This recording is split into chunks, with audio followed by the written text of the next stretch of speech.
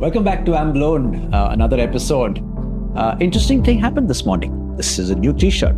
It looks like any other blue t-shirt that I have, but this is a new one. And in this blue t-shirt, there was a tag. And the tag was attached to the t-shirt through a safety pin. So while I took the tag out, I didn't throw the safety pin. I kept it. Rakh lo, Kaam aa Jayega. Why is that going through our mind at every point in time? And why do we preserve things in India? That's what we're going to get into in this episode. You know, Sid, if I had $1 for every time my mom said to me, Rakh lo, kabhi kaam aa jayega, I would be a millionaire by now. And not doing this podcast with you. Well, the podcast is the layering of the cream on the top. So I wouldn't count that in the dollars.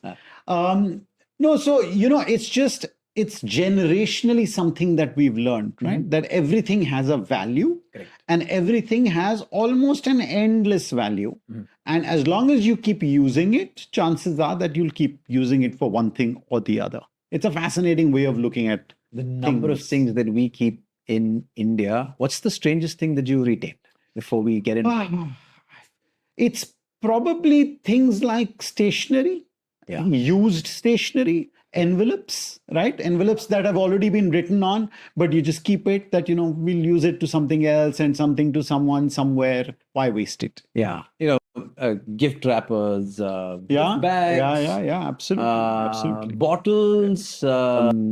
You know, I used to work in epigamia, and a lot of people used to keep those plastic cups. No way. Yeah. Really? Yeah, and they used to send us photos. Yogurt cups. Yeah, they used to send us photos, you know, to keep planted, is to keep it as... That's a new one. I would not have thought of that. So, we have a tendency to retain and keep a lot of stuff. There is a reason for it, and there are many reasons for it. What's the most obvious one to you? I think, and we've spoken about this in earlier episodes as well. It's that standard age-old, mindset of scarcity that everything has. There isn't enough to spend on everything, and as a result, whatever you have, get maximum value out of it. Yeah. And I think that mindset carries on. I don't know whether next generation, which is, I don't know whether to call it Gen X or Gen Y or Z or Alpha or whatever. I'm not sure they have it. We have still got it from our parents. So I think there's definitely that is probably reason number one. There's a behavior that's been driven by what we've seen in the past. Yeah. And that sort of is an automatic behavior that we tend to sort of follow, which is to say, listen, there's a safety pin. Yeah, it'll come in handy. Let me open that box, which has 1,000 safety pins, and add another one to it, right? Safety pins, screws and nails. These days, phone chargers, cables, and you and I both have seen various cables. There used to be the USB, the micro USB. Yeah. I don't even know whether I have any devices left of that kind. There was the lightning cord of iPhones, which is now changed to Type-C, but the lightning ones are still there because, what if that thing that requires it, then what are you going to do? Yeah. And so all of those things are there, and there's just one more and there's many more. So and that's coming from a situation where things were really scarce at one point in time. Yeah. For example, if my shoe lost its sole, it was more difficult for me to buy a new shoe because there were more cobblers than shoe stores. Number one, right? And of course, the shoe would at that point in time cost me $500 to $1,000, and the cobbler would fix it for $30. Yeah, which is not a reality in the rest of the world because the repair was so much cheaper than actually buying a new thing. The second thing about our scarcity mindset, according to me, is I think we are phenomenal in squeezing the juice out of everything. Right? We want to maximize the use of a particular product. So if we have a cardboard box at home, and we removed stuff from the cardboard box, we want to keep that because that's going to come in something somewhere to pack something, to repack something. Also, one is like you're saying reuse. There's also reuse of a different kind. So for example, there's always thing, you've got an old shirt. Mom will say, you know what, keep it. Maybe you can use it as a dusting cloth or something, or to clean the car with. Now you've got car cleaning cloths coming out of your ears, but that thing can still be used for that. So why not keep it for that? Yeah. So recycle, reuse goes on and on and on. Goes on. I know in our school, it's interesting. So I mean, needless to say, I send my children to a school that's fees is substantially higher than normal schools. But as parents, we still are happy to take hand-me-downs for books. Yes, absolutely. We want that recycling to happen. Yeah. We're happy to use that economy of recycling. Absolutely. There's a real economy of recycling. Yeah. I mean, the number of WhatsApp messages saying, listen, I've got books of 9th grade. Anyone interested in picking this up? Which is now a completely new reason to do it, which is sustainability, right? So that's, and I see that with my son as well, who's 12, that he's got a sustainability mindset for doing the same thing. Oh, really? Right? A little bit, he's also got a clinginess to it. And, I mean, he doesn't like to throw away things, but he does have a sustainability thing also. I'll put this away, I'll use it for something else. It's taught in school a lot more as well now that, don't use, for example, don't use plastic, but use non-plastic newspapers. They encourage, for example, that even if you're gifting stuff to each other, wrap it in newspapers, not wrapping paper. We're doing that at home, by Yeah, absolutely. Because newspaper is just so much more sustainable. And as long as the person receiving it appreciates why you've done it, what's the problem? But this is a new world phenomenon. Yeah, If you ask. this is completely a new world phenomenon. It's not the good old Indian No. phenomenon. This is not Rakh, Kaam, Jayega Not kind a of situation. Absolutely This is not. just, recycling. Yeah. It's not a reuse, but a recycling sort of. There, the newspaper was kept for totally different reasons, for lining cupboards, right? That's what the newspaper was used for. I don't know. Every day I hear a kabaddi wala Yeah. walking around the college, Still, huh? which tells you that there's still that economy there, right? Yeah. Kabaddi walas take newspapers, cardboard, whatever Absolutely. you And want. there's value created There's as well. created there as well. So we pile up newspapers in our house and we get it sent to the kabaddi wala every month. So there's clearly something. And there are businesses coming up around this, on the whole recycling, refurbishment, reuse and things like that. There are businesses, from a business opportunity point of view, things are changing from a sustainability perspective. But, this Rakh lo kabhi kaam aa jayega is just an amazing mindset. And, every time I think about it, on one hand, it sends a little bit of a shiver down my spine because I've heard that line a million times. Yeah. But it also is a very interesting mindset because, it just makes you wonder whether our older generation had it always right in terms of sustainability, even though that wasn't their objective. I don't think that was the objective. But definitely achieved that as well. Yeah, I mean, there is also much lesser. So, you want to keep as much as possible and retain and squeeze the juice out of that. But it was definitely more sustainable at that point in time. Interestingly, so even today, for example, in India, the economy of reuse is much better. So if I go, let's say I'm wearing these jeans, and if I go to buy a new pair of jeans, it's $200. But if I go to a tailor and say, listen, just change the dimensions, it'll cost me $200-300. Yeah. So there's definitely greater value in sort of reusing. Absolutely. And there's an interesting story. So in the United States of America, when we went for a wedding and we took some wedding clothes from here, and obviously the person there tried the wedding clothes out and it wasn't really fitting. So we said, we can just pull out the thread a little bit. And we took it to an Indian tailor about 45 minutes away in an Indian town. Okay, when I say Indian town, a town full of Indians. And he charged $75 to just change the thread. Wow. Now that was the cost of the kurta.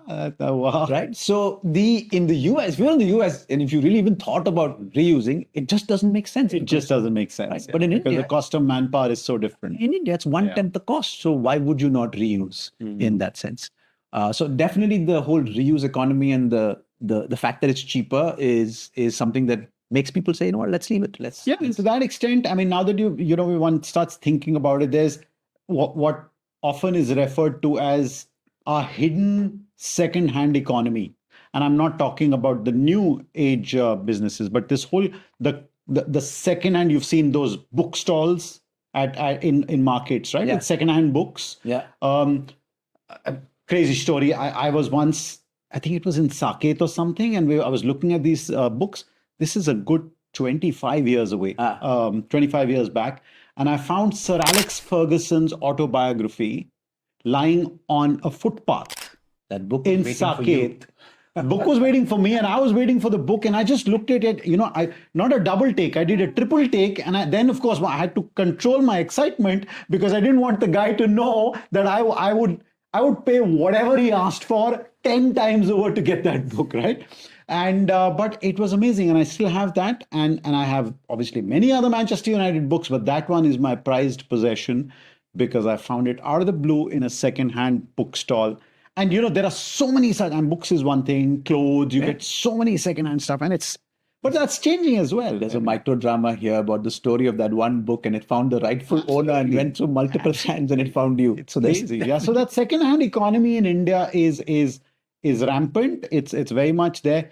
Though, with clothes and all, I think it's changing now because it's fast fashion. Yeah, it's fast fashion now. A lot of people, at least middle class and above, are looking for new clothes, changing fashions and things like that. So that's a totally different ballgame now. Honest admission, and you can tell me that there must be that one piece of clothing in your cupboard which is a little tight, but you'll fit in because you have this hope. Am I right or wrong? Absolutely. And it's not one. There are quite a few. There's always that thing.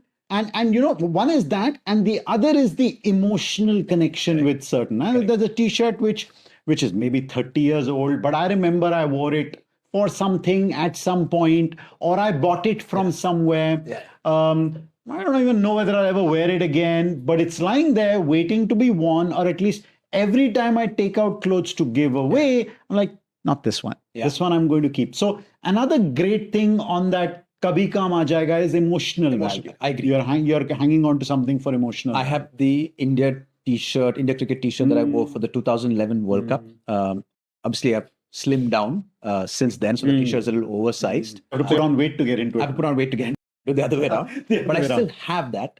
I don't necessarily wear it, and I don't wear it for two reasons. One, it's oversized, and the next time I wore it, we lost in the semi-finals, so it's a little bit cursed at this point. Yeah. But I still have that, and it's an emotional value, and I'm not going to let it go. It's also the same year that I had my firstborn. So it was like, wow. Yeah. So it's got connections. Absolutely. So it's emotional. But bringing that to the point of, just to go off topic, if there's a T-shirt that you have, which you're desperate to fit into, psychology says, take it, pin it up on the wall, and look at it every morning. Motivate yourself, because you'll fit in if you look at that, if it's staring in your face on a daily basis. Good. So what else could be some other reasons why people I think the emotion piece is a big one. Yeah. And we missed that earlier when we were talking about it from a scarcity mindset, etc., which was actually the overarching reason, as we saw. But I think the emotional one is a big one. Photographs, children's report cards, and children's trophies, and children's there's such emotional value there. You just can't let it go. And I'm going back to the thing of Kabhi Kaam Aa Jayega, and I'm thinking that are we at some level saving ourselves from the feeling later on that, oh, I wish I hadn't thrown that away. It's a regret. Yeah, right. There's it's not FOMO, but it's a regret in some way. And to take an example, an old mobile phone. Yeah. Right. You're thinking that, what if I break mine and I need a backup phone, or someone's visiting and I want to give them a phone as a backup phone. So you've got maybe a very, very old phone lying in your drawer. And then one day you say, let me just give this to someone or whatever. And you do that. And then 1 month later, you drop your phone and you need a backup phone, and you're thinking, I wish I hadn't done that. Yeah. Right. So you're saving yourself from that regret. There's something there as well. So in my house, we have 3 old mobile phones and 2 old laptops. And I think it might be, might be overdoing it a bit. The only reason I didn't throw those phones away, because I was thinking, we can't just throw phones in the trash. Number one, and there must be another economy to take, and there is no data is an issue. And number 2, there's enough data and I haven't rubbed it off, right? So these phones are just lying, and it doesn't take too much space. I mean, there's a little workstation that we have that those phones fit in. Yeah.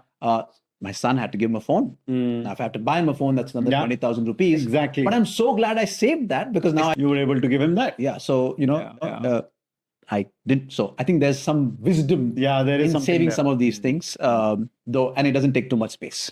No. So I think 20 years back, I would have said, why do this? But at the age of 45, I think saving some of these things, there's a little bit of wisdom in it. But what I find interesting is that the whole consumer and marketing ecosystem is actually driving you in a completely different direction, right? Buy more clothes, buy more shoes, new mobile phone every year, new computer every 3 years. and things like that, right? So the whole consumer marketing force is going completely in a different direction. Where does it kind of meet, in the sense that, yes, you've got, like we're talking about erasing data. Now that to me is actually the biggest reason that you don't throw why you don't throw a lot of your thing. I mean, take out the hard drive. What do you do? One hears these horror stories that even after erasing, it's never really erased. Correct. Because if the right person gets their hands on it, they can still recover the data and so on and so forth. But I feel really bad, for example, on new clothes. I mean, the number of new clothes that you end up buying and still have in your cupboards, it's insane, right? No one person should be having so many clothes. And yet the marketing economy is just driving you in that direction, which is completely at odds with sustainability and so on. Yeah, I think so great point. So let's just break that down. Right? Number one, there is this sort of force that's driving you to buy more, right? And they're getting you to buy more because things are getting cheaper. So a T-shirt that you liked was 1,500 rupees. Now you're getting for 300, 400 rupees, right? So they're getting much cheaper. So it makes more sense to keep buying and sort of recycle instead of recycling. Also, Instagrammability. Yeah, you just need new things to show. Yeah, you just need new things to show that people do. There is an economy that's lying there which will take a lot of that old stuff. So we give away a lot of stuff in that sense. So that is also sort of building. And there's an economy of pass me downs as well. So that's also happening. So I think there's a lot of it is happening. Right now, I think there's more purchase than sort of that happening. But I have a sense, and this brings me to the question, and maybe we should delve further. Why did something like an eBay and an OLX, where you can exchange stuff, not work in India? It's still very nascent. One of the reasons why it didn't work is because there's an informal setup which is solving that problem. Yeah, absolutely. And there are trust issues. There are trust issues and so on and so forth. But it's going to be interesting to see that as people buy more at some point in time, will they continue to recycle? Will they continue to reuse? There's an economy that's being built there, but especially on clothes. I mean, I'm sure you've heard of the brand Patagonia, and they buy less. Correct. They buy less, and they turn around and say, you know what, our articles of clothing should last you a lifetime. Correct. Right. So we make it to last you a lifetime, and if it doesn't, then come back to us, and we'll fix it and make sure that it does. Yeah. Right? I was reading about this somewhere. I don't know if you ever heard about this, Sid, where there's, and I think it was in Chile, where they have a desert where they actually have discarded clothes. And what do they do with it? No, it's a dump yard. It's a dump yard. It's a landfill. Oh my God. For new clothes which nobody wants, or old clothes which are just discarded, because especially in the Western economy, hand-me-downs are not that common, right? Yeah. So apparently they go shiploads, and there's just a desert full of discarded clothes. And I remember seeing photographs, and it was like miles and miles of clothes just lying in the desert. And it's not hard to believe, right? Because I mean, especially with fast fashion, there's so much changing every few months. Where does old stuff go if nobody wants it? Oh, actually, interesting. That's interesting. Another topic I wanted to bring up, and probably this is the last bit that we should talk about, is this whole behavior in the digital world, right? Have you bought extra cloud space? Oh my God. You don't start that. I mean, I can bet if you move a lot of the photographs, you don't need to pay for that cloud space. If I sat down and started looking at all my data, I'm pretty sure I could do with half the cloud space I have. I mean, there are emails you can let go of, files you can let go of. Files. And honestly speaking, I'm actually pretty good at it. Those 10,000 selfies you took. No? I'm pretty good at it. Okay. But a lot of people have a lot more. I mean, people I know have a lot more. I won't name them, but have a lot more. Like you said, 20,000 selfies. Each one has your muscle moved maybe by about 1%. You definitely don't need both of them, but they're both there. You can't choose which one to keep. Choose, and also who the hell is going to sit down and go through the entire thing? Yeah. Now that's wastage at some level. Cloud space is cheap, no? Yeah. But the people who are actually buying cloud space is cheap. It's interesting to see if the cadre of people that we're talking about is to Indians buy more cloud space than the rest. And also, time becomes a factor, right? I mean, this happened with us in the family, where there was a family cloud space, and it reached its limit. And so I told my wife that I'll sit down and go through it, and I couldn't, and she didn't have the time. I didn't have the time. it was easier to just buy for 100. to just buy the next level than to sit down and do it. It's just a time value of money. Money value of time. They will charge you a lot of money and you'll have a garage sale in your cloud space. Yeah, well. But interesting. But great. I mean, and I just want to end with one more thing. The story just strikes me. We're able to, in India, we're just able to pull the juice out of everything. I met wholesalers who buy the product at 100 rupees and sell the product at 100 rupees. And I'm like, where do you make the money? Yeah, why? Where do you make the No money? margin. Why? You know where he makes the money from? Take a wild guess. Selling something else along with it? He sells the cardboard box. Oh, And that cardboard box makes a percentage and a half for him. That's good enough. That's the value. And because the sheer volumes he is driving out, that 1.5 is a lot of money. You know what? There's sometimes, if you really pull the juice out and you kind of, there's a lot of money involved. Yeah. Awesome. Fantastic. Fascinating. I love that story, the last one. Yeah. Awesome. Fantastic. There's a scarcity mindset, but there's also pulling the juice mindset, which I think we Indians should take a lot of pride of. See you guys next time for another episode of I'm Blown. Till then, if you have any comments, do drop them in. See you soon.